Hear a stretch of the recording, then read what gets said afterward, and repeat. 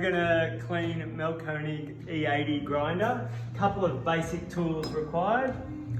Torx T20 bit to remove a couple of bolts, nice stiff bristled brush to clean the burrs, and a vacuum cleaner certainly makes it handy, but not essential.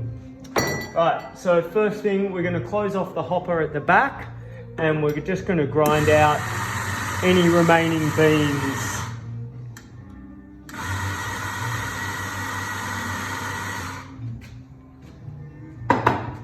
The biggest thing that prevents you from cleaning this grinder is fragments of beans caught in between the collar and the burr set. So grinding these beans out is really going to help a lot.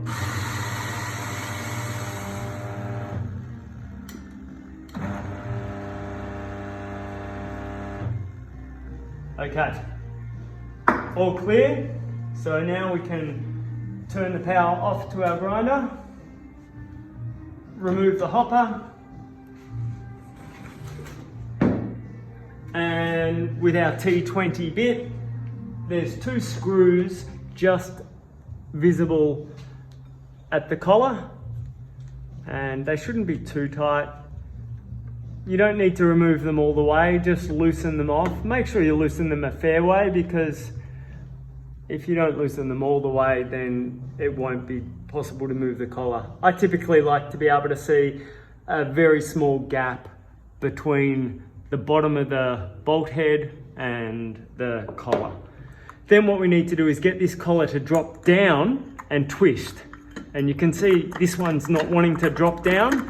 It kind of gets part way there, and that's because there'll be fragments of bean stuck under there. So this is where you just need a little bit of a jiggle and a wiggle and some finagling, and typically you can get it to drop and twist, but it doesn't always happen easily.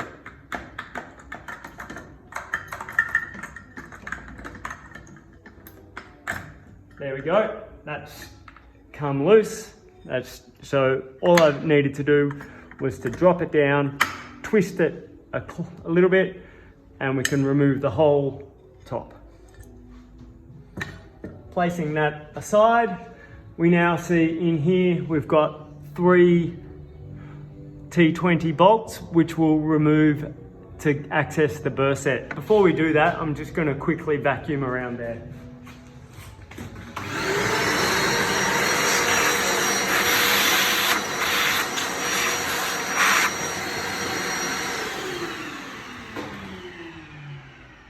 I'll firstly remove the silicone flapper, which is located just here at the front.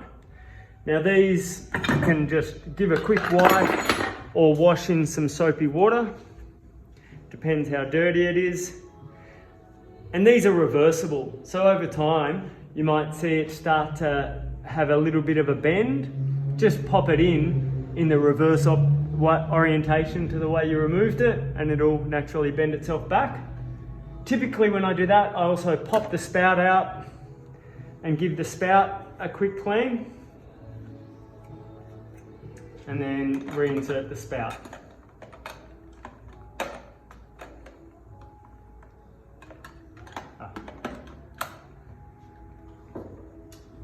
Now we'll move on to these top T20 bolts. These ones, you really just need to loosen them off a little bit. Once they're loose, pretty easy, that rotates as you can see, and the whole burr set will be removable, and then we can clean inside. So I'll start by vacuuming and then give everything a brush.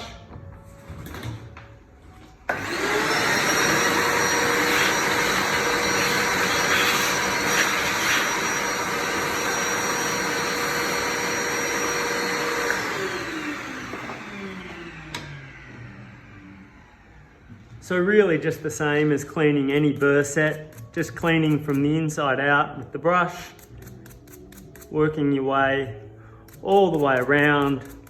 Don't need to worry too much about what's in those bolt heads, but just cleaning out all the grooves within the burr itself.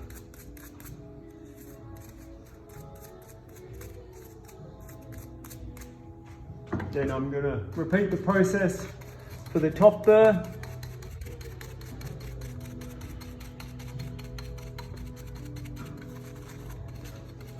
With the top burr, I'm not going to remove the top burr or the burr carrier. I'm just going to get my brush down in between the burr carrier and the carrier chamber. Give that all a good brush around. Another vacuum.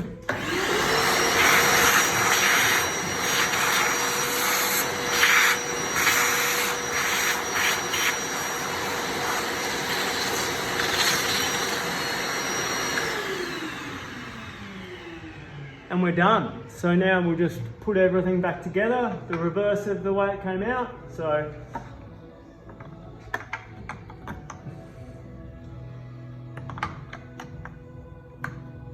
there is, you'll notice there, there's this hole in the upper burr carrier which aligns with a hole in the burr outer chamber there.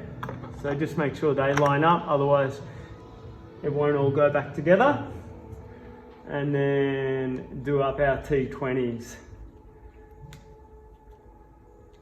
I like to just do them all up loose, or firm, but not tight, and then go around a second lap and make sure everything's nice and firm.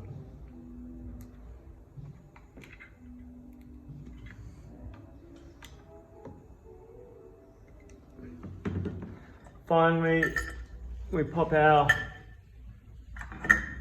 cap back on. It'll go back on in exactly the same location as it came from, so there's no change to your grind setting. Rotate the inner collar, that last bit, and tighten up our last two T20s. And you'll see that inner collar just lift up into its locked position.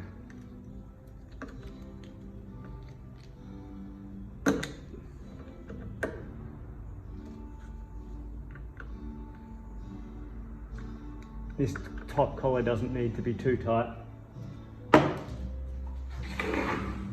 And we're done. We can pop our hopper back on and we're good for tomorrow.